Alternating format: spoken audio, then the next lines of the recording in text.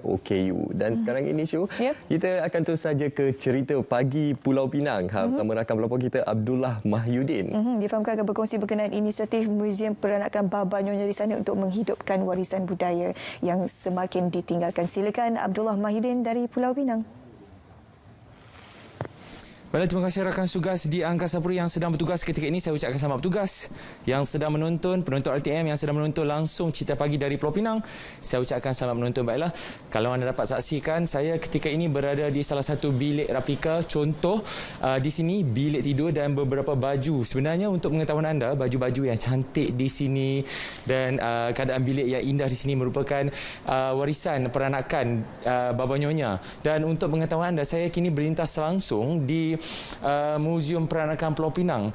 Seperti mana kita semua sedia maklum, keadaan ketika ini wabak gelombang COVID-19, masih lagi kita dipukul dengan gelombang wabak COVID-19.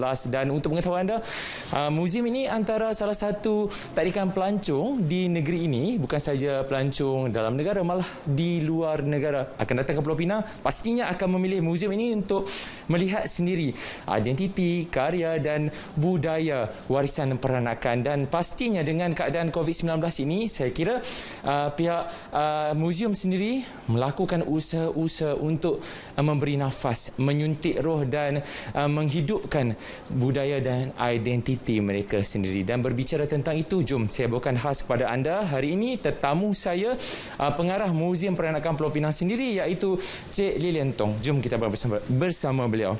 Selamat pagi Cik Lilian, sihat? Selamat datang. Cik Lilian, mungkin Cik Lilian boleh kongsikan kepada penonton cerita pagi keadaan maksudnya pelancong ketika ini. Bagaimana pengoperasian di muzium ketika ini? Oh, saya sangat berterima kasih kamu datang kerana saya sangat sunyi di sini. Semasa MCO, kita tak ada banyak orang lah. Tetapi sebelum MCO, sebelum COVID, sehari kita ada 300 pengunjung di sini. Yes, dari luar negeri dan yang dalam negeri. Okey, sekarang keadaan COVID-19, pengoperasian masih berjalan seperti biasa ke? Masih, tetapi masa ini kita guna untuk buat renovation. Macam kita tengok the lantai kita sudah polish dan cat tiap-tiap bilik. Okey, Miss Lilian, mungkin Miss Lilian boleh kongsikan. Saya tengok Miss Lilian tengah menyulam manik. Mungkin Miss Lilian boleh terangkan aktiviti-aktiviti yang dilaksanakan di sini semasa tempoh PKPB ini. Okey, so walaupun PKP itu ada satu opportunity untuk kita kerana sesiapa yang nak buat video dokumentari, bila mereka datang macam Little Nyonya, mereka datang tak ada orang. So mereka ada tempat yang mereka boleh guna mana-mana saja. Dan dalam rumah, dalam museum ini kita ada aktiviti-aktiviti untuk orang yang duduk di Pulau Pinang, orang Malaysia dan juga expats. Expats. Apa aktiviti yang dilaksanakan? Okey, so kita ada buat kasut manik. Kasut manik. Ya, dan main ceki. Ya, dan masakan. Ya, so ada kali yang kita ada nyanyian dan ada virtual conference dengan Singapura. Dan masa ini walaupun sangat susah untuk banyak orang, saya sangat bangga dan satisfied kerana saya guna masa dari March MCO tahun dulu. Sudah tak ada orang, tak ada aktiviti di Pulau Pinang. So, saya guna masa itu untuk cari orang-orang tua, Baba Nyonya dan orang muda juga untuk mengambil cerita-cerita dulu kala Baba Nyonya, nenek moyang. So, cerita-cerita ini dari abad 1800s to 1900s, the last century. So saya kumpulkan cerita-cerita itu dengan satu motivasi. Ini projek untuk mengarsip dan dokumen cerita-cerita kita.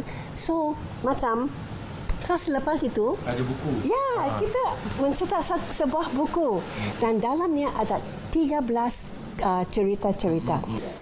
Miss Lilian, mungkin soalan terakhir mungkin sebagai pengarah di muzium ini. Mungkin Miss Lilian nak kongsikan kepada penonton Cerita Pagi harapan Miss Lilian dalam keadaan ketika ini. Okey, saya harap COVID boleh Beransur dalam. ya dari memang end of this year lah. So kerana kita ada banyak program nak menjalankan tetapi tak boleh.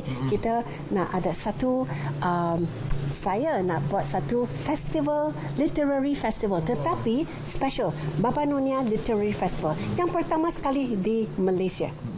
Okey, Miss Lilian, terima kasih sudi meluangkan masa bersama penonton Cerita Pagi. Ada rezeki kita jumpa lagi ya. Baiklah, rakan tugas di Angkasa Puri, seperti yang Miss Lilian katakan, beliau sendiri berharap wabak COVID-19 ini segera berakhir dan dapat meneruskan usaha memertabat budaya. Saya kira anda juga mempunyai harapan tentang menamatkan wabak COVID-19. Apa-apa pun patuh SOP dan usaha kita mengekang penularan pandemik COVID-19. Sedikit nasihat untuk anda, tuan bertanya arah ke pekan, hujung titi beloklah nanti. Baba Nyonya, warisan peranakan, warisan identiti perlu hayati. Saya kira setakat itu dahulu. Kembali bersama rakan tugas di Angkasa Puri, silakan.